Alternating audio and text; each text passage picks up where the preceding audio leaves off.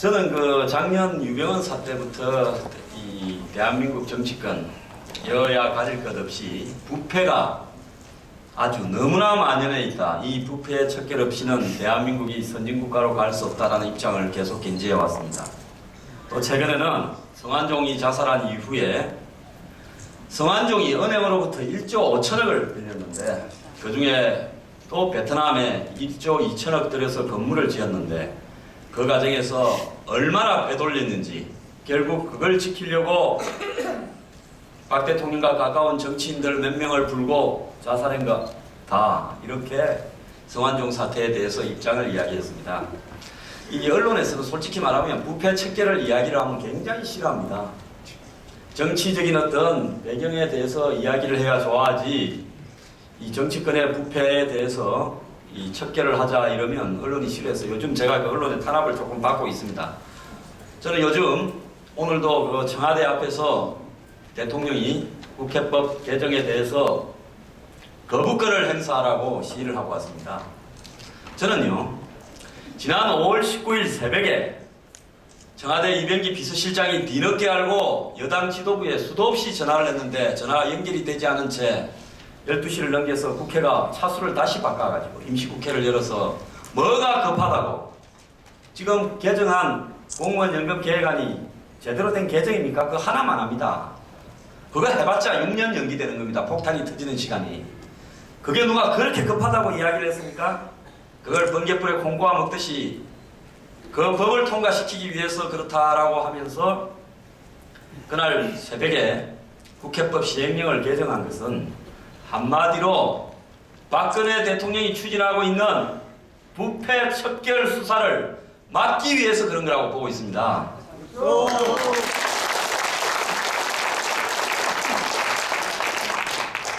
황교안 법무장관을 총리로 해서 직접적으로 부패 척결을 지휘하게 만들겠다. 그리고 여야의 만연한 부패를 척결하겠다. 대통령이 부패 척결을 이야기하면서 고강도의 정치개혁이라고 표현을 썼지 않습니까? 왜 부패 척결이 정치개혁이냐?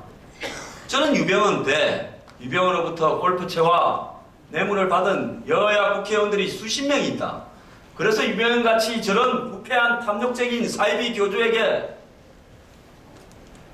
유병헌의 부채를 갖다가 수천억을 탕감시켜주고 또 은행에서 수천억을 대출해주고 유병헌이 알짜배기 사업을 다시 그대로 가져가서 독점 운항을 제주 인천 간에 해왔다.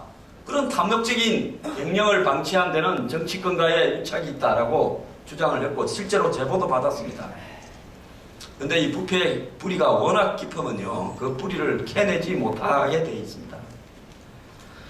얼마 전에 노무현 아들이 적반하장도 그런 적반하장이 없습니다. 적반하장이 무슨 말입니까? 도둑이 매를 든다 소리 아닙니까? 세월이 지났다고요.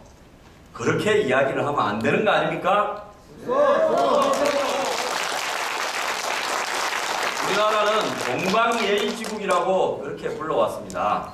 그렇기 때문에 죽은 사람에 대해서 지나치게 동정적이고 옹호하고 심지어 힘센 사람이 죽고 나면 공소권 없음에서 그와 관련된 모든 사건을 다 덮어버립니다. 자, 성완종이 죽었다고 성완종 회사의 배임 횡령 탈세 베트남으로 빼돌린 돈이 있다면 그 돈을 찾지 말아야 됩니까? 은행 돈인데요.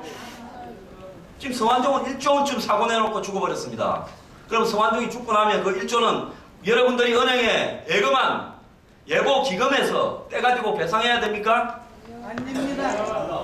하물며 성완종 같은 사람이 자살해도 성완종이 빼돌린 돈은 지구 끝까지 가서 찾아내고 남은 가족들도 처벌해야 될 거 아닙니까? 문제가 있다면?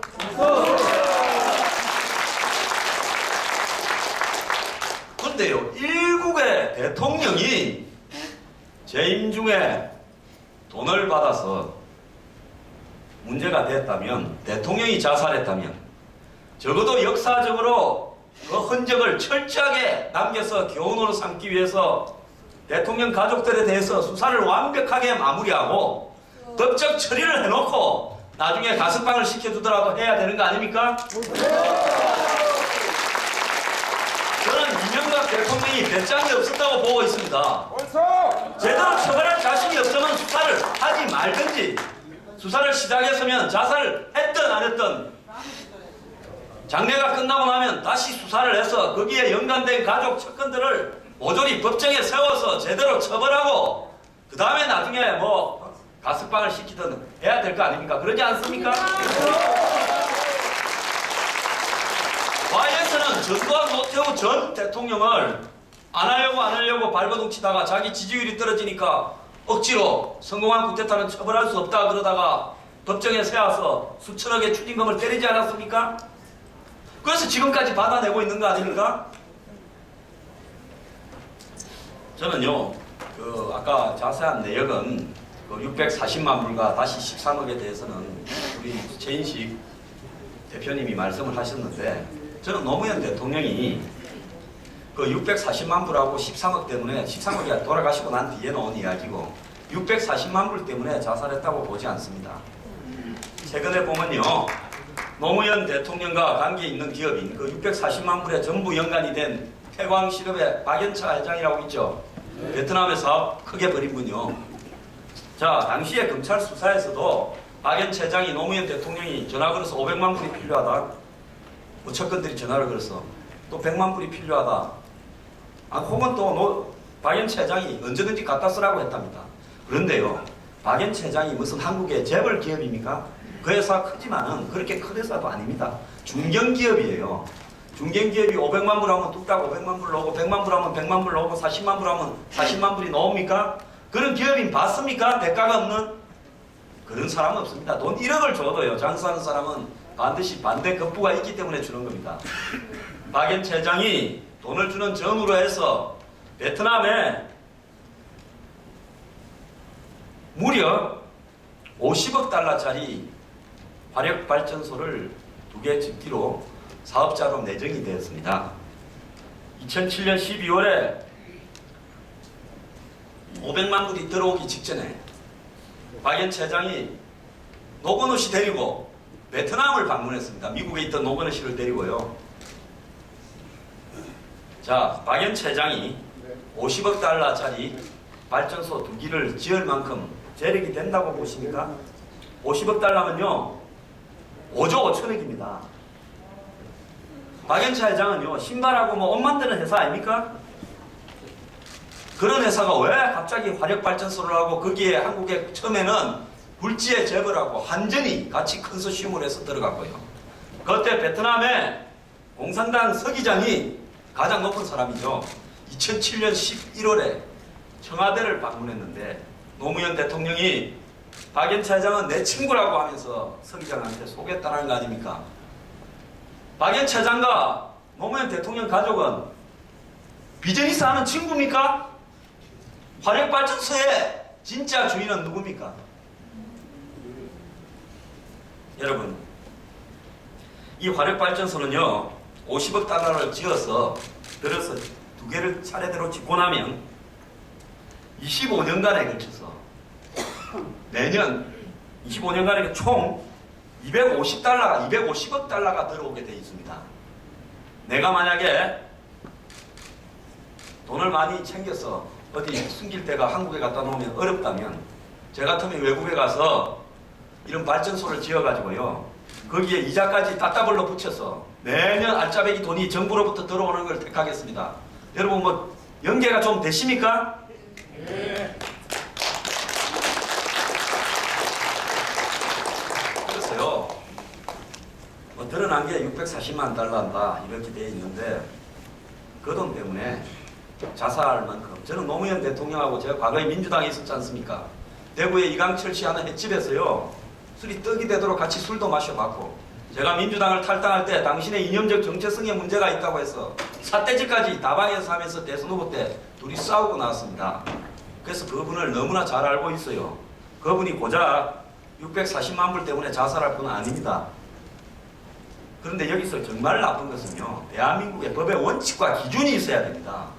수사를 착수했으면 뿌리까지 다 조사를 해서 그때 매듭을 지어놨더라면 노건호가 부친 육주기 추도식에 제삿날에 온 손님을 향해서 저렇게 한마디로 적반하장격 발언을 할 수 있었겠습니까?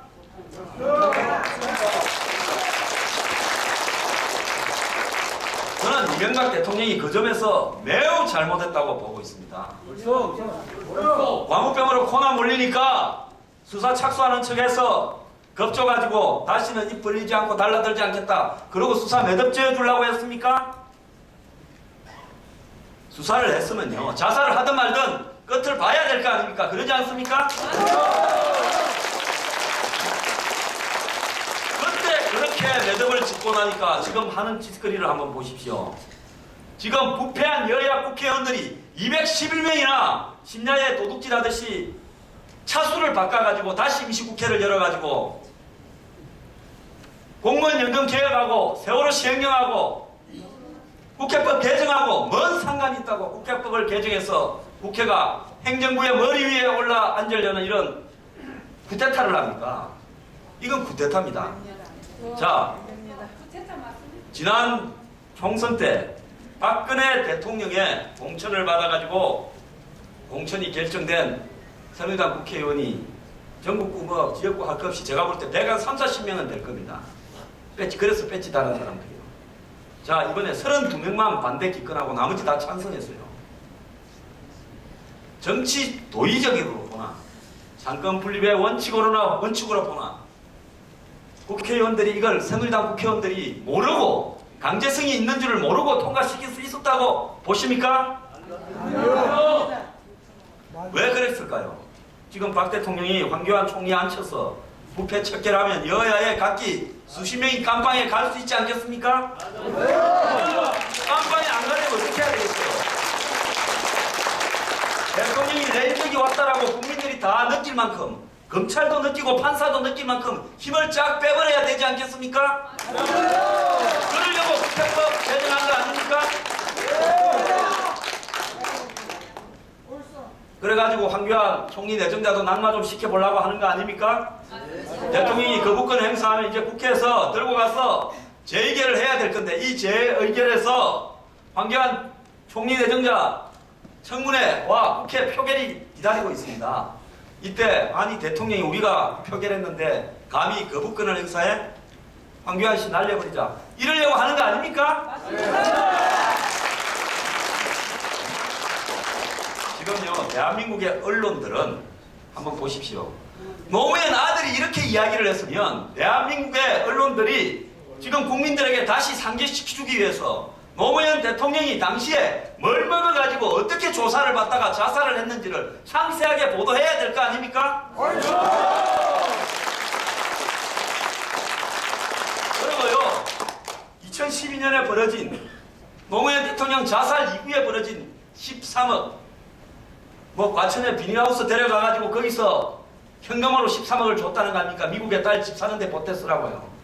그 말에 대해서 검찰이 권양숙 씨를 불러서 출처가 어딘지 조사도 안 했습니다.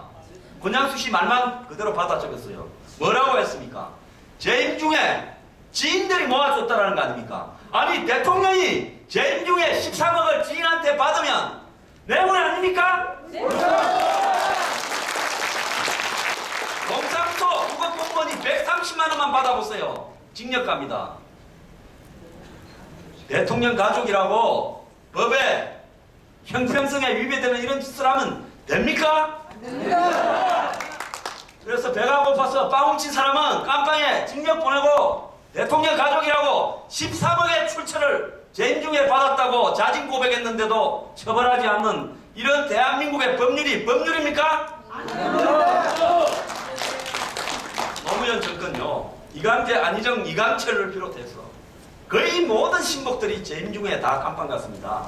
왜 재임 중에 깜빵 보냈을까요? 그때 보내버려야 나중에 크게 안 가지 않습니까? 그런데요 저는 노무현 정권이 잘못한 일 중에 가장 잘못한 일들이 여러 개가 있는데 대표적인 게요 부동산 투기판을 벌여가지고 대한민국 온 나라를 부동산 공화국으로 만들어버려서 집이 있는 분과 집이 없는 사람의 차이를 하늘과 땅만큼 만들었다는 데 있습니다.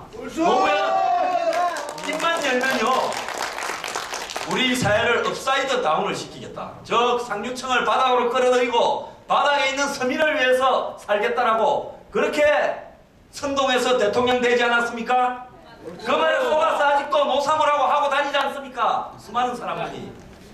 이 사람이요, 행정도시 세종시 1개, 혁신도시 12개, 기업도시 6개, 지식기반도시 8개, 경제자유구역 내고 해가지고 전국에 98조의 돈을 풀고